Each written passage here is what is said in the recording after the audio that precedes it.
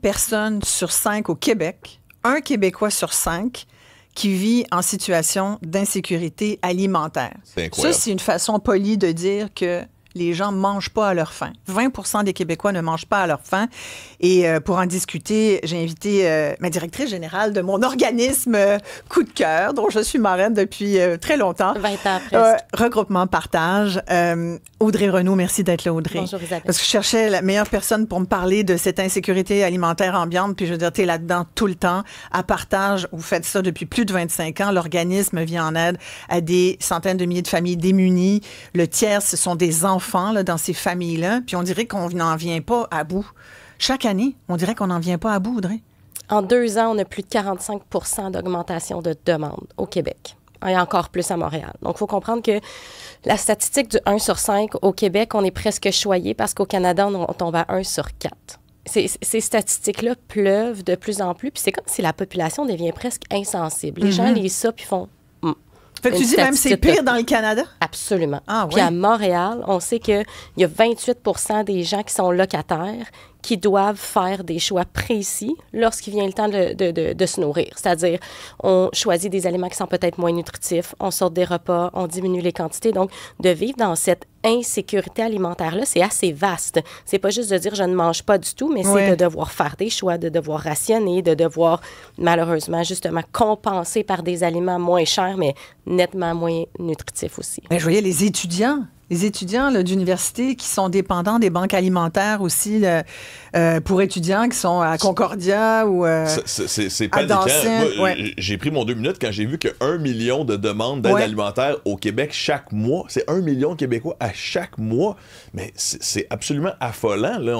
Ça n'a jamais été aussi élevé. On savait que la barre du million allait être franchie. En fait, là, on voit venir ça depuis près de 2 ans. On sait que le mur qui va arriver va être plus en 2027. Et là où ça va frapper plus fort, c'est parce que la majorité des propriétaires de maisons aussi vont avoir vu leur répit là, au niveau du taux de leur hypothèque réduire. Donc, tous ceux qui avaient du 5 ans, là, qui pouvaient l'étirer un petit peu, bien là, vont frapper leur mur. Puis tous ces paiements-là vont augmenter parce qu'on voit aussi de plus en plus de propriétaires de maisons qui font la file dans les banques alimentaires. Puis d'ailleurs, dans cet article-là, et selon l'Observatoire des inégalités du Québec, on voit qu'il y a de plus en plus de travailleurs sur le marché du travail qui deviennent des bénéficiaires de ces banques alimentaires ou toute autre aide d'urgence alimentaire, parce qu'il y a des banques alimentaires, il n'y en a pas dans toutes les villes non plus.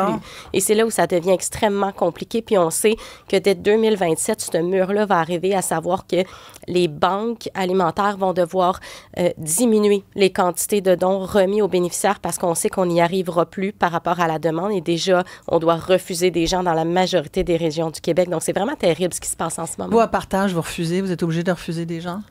Mais nous, on n'est pas de première ligne. On est de deuxième ligne. Donc, on fournit, entre autres, Moisson Montréal. Donc, avec le programme Cultiver l'espoir, on aide plus de 150 000 personnes par année, juste à Montréal. Parce que ça, c'est vraiment un beau programme là, que donc, vous avez mis sur on pied. utilise des terres agricoles qui appartiennent à la ville de Montréal, qui étaient là un peu en friche parce qu'il n'y avait pas d'utilité quelconque. Donc, c'est la ville qui a reçu ça en legs sous condition que ça reste cultivable, donc sous forme agricole. La ville ne pouvant pas faire de profit avec ça, nous, on est arrivés en disant, on a une idée sur comment utiliser ces terres-là. Et depuis 2015, on les exploite comme un producteur agricole, donc enregistré à la MAPAC et tout. Puis, au lieu de vendre ces légumes-là, comme le ferait un producteur, mais on les redonne gratuitement à la population. Donc, on parle de légumes racines, longue conservation, qui sont remis gratuitement à la population vulnérable, donc du biologique et tout ça pour rehausser aussi la dignité des gens qui vivent en insécurité alimentaire. Donc, pas parce que tu es pauvre que tu dois recevoir du seconde main ou du déclassé au niveau des légumes. Puis c'est un petit peu la prémisse de ce qu'on fait avec ce programme-là. Ouais. Tu vois la clientèle changer là, dans les banques alimentaires, puis les gens qui font des demandes d'aide là, chez vous? Je t'entendais dire tantôt... Les travailleurs, puis tu disais... Là, même les étudiants.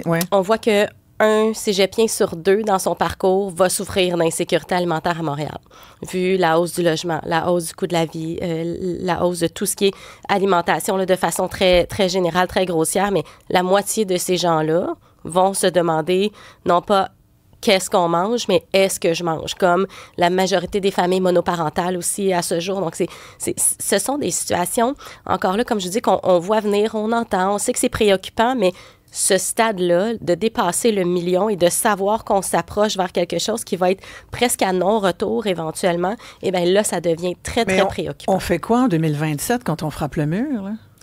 c'est qu'il faut se préparer à ça. On sait qu'on n'y arrivera pas avec seulement les banques alimentaires. On sait qu'il faut... En fait, là, c'est certain que je prêche pour ma paroisse, mais le fait de produire pour redonner gratuitement fait partie des pistes de solutions. Le fait de s'acoquiner avec du privé pour récolter les surplus plutôt que de jeter. Donc, il y a beaucoup encore de rejets d'aliments parce que ce sont des profits qui tombent à la poubelle, mais en autre partie, c'est des denrées périssables qui pourraient être remis aussi à travers des cuisines collectives. On jette encore de la bouffe alors qu'il y a du monde qui ne mange pas au Québec. Énormément, énormément. Qui jette? Mais en fait, tous les grossistes, il y a quand même une légifération qui est en arrière de tout ça là, que je pourrais moins vous expliquer parce que c'est moins mon dada administratif, mais il y a une législation qui est en arrière de ça, mais il y aurait une formule quelconque légal qui pourrait être mis en place pour que ce soit priorisé vers les organismes qui font de la transformation. Donc, apporter le déclassé, on ne le jette pas, on va le transformer, puis on va faire des potages pour les familles. Puis on comprend pourquoi il y a des réglementations. On ne veut pas non plus que les gens qui sont moins aisés mangent des affaires pourries. Certainement. Alors, il y a comme un respect de la dignité. C'est un mot important dans le discours. Mais je suis sûre qu'il y a des affaires qui sont très bonnes, là. Les dumpster divers, là, ils se font des épiceries complètes en allant fouiller dans les poubelles. Là. Oui. Vous connaissez, là, ça a été... Il y en a encore plein qui font ça. Oui, puis on a des témoignages qui entrent aussi. On a Yannick de Montréal qui dit « Moi, j'ai déjà eu recours à des banques alimentaires. Maintenant que je travaille monoparental, un ado et un jeune adulte de 18 ans, je n'utilise plus les banques, sauf que de mon côté, je fais des bons steaks à mes enfants et moi, je mange des sandwichs au jambon. Alors, un parent qui se sacrifie là, pour que ses enfants mangent bien. Est-ce que les gens sont plus aptes à aller chercher ces services-là? Est-ce que ça explique aussi une partie de la hausse, le fait que c'est des services qui sont plus démocratisés, on est peut-être moins gêné d'y aller, ou c'est vraiment qu'il y a juste plus de gens qui souffrent, dans le fond? C'est vraiment une bonne question. Les gens ne sont pas moins gênés d'y aller, au contraire, parce que ce sont de plus en plus des gens qui sont sur le marché du travail. Donc, figurez que vous finissez votre journée de travail ici, on s'en va chercher les enfants à l'école, à la garderie, puis là, les amis, on s'en va faire la file à la banque alimentaire dans notre quartier, devant tous vos collègues, amis. Les gens ne sont pas moins gênés. Oui, il y a plus d'accessibilité, mais les gens qui travaillent ont à tort cette honte-là qui plane sur eux à travers le fait que ils ont cette notion qu'ils devraient être capables d'y arriver, alors que c'est physiquement pas possible. Avec de la hausse de logement qui a augmenté de 40 plus l'alimentation 28 plus dans les 2 dernières années. Donc, il n'y a aucun salaire qui a suivi cette inflation-là, bien que le reste se soit stabilisé. Là, on est en bas de 10 %, donc c'est assez gérable, mais c'est pas tout qui a diminué. Et c'est là où les gens ont tendance à se conforter dans dire « Ouf, OK, on a passé le gros de la vague avec l'inflation, mais les salaires de certaines personnes, donc souvent la majorité qui est dans la classe moyenne basse, qui n'existe plus, là, mais qui était jadis cette classe moyenne basse, leurs salaires n'ont pas suivi. Et c'est ces gens-là qui, malheureusement, connaissent mieux les services. Peut-être qu'on en parle plus, c'est plus médiatisé parce qu'il y en a partout. Mais on essaie surtout de le médiatiser parce qu'on dit, ben là, ça prend de l'aide, ça prend un petit peu plus d'aide au niveau gouvernemental parce que c'est un filet parallèle au gouvernement qui existe dans le milieu communautaire. Il n'y a aucun programme gouvernemental aussi bon qu'il puisse être, qui va être aussi réactif et rapidement en termes de réaction d'urgence pour toutes personnes qui en ont besoin. Et c'est pour ça que c'est essentiel d'avoir les organismes communautaires qui, eux, vont pallier à ça. Mais ils sont sous-financés. Êtes-vous aidé? Oui, c'est ça. D'abord, on vient de parler du tabou, puis le tabou, c'est clair, il est encore là. Mais êtes-vous assez aidé, tu dirais, Audrey? Oh, jamais. Jamais. Je te pose la question, mais je connais la réponse. Là. Jamais. Nous, en fait, on n'est pas financés. Le gouvernement passe $0. Donc, c'est que le bon vouloir de la population, les gens qui croient à la cause. Nos généreux donateurs.